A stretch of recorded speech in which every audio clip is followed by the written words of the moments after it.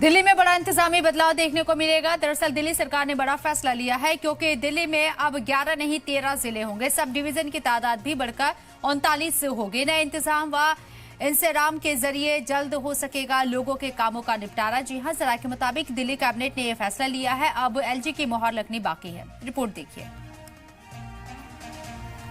दिल्ली में इंतजामी उमूर को सिंपल और आसान, तेज और आवाम की पसंद के मुताबिक बनाने के लिए सरकार एक अहम तश्कील करने जा रही है। इस बदलाव के तहत दिल्ली में मौजूदा 11 राजस्व जिलों को बढ़ाकर 13 किया जाएगा। साथ ही एसडीएम ऑफिस की तादाद भी 33 से बढ़ाकर 39 कर दी जाएगी।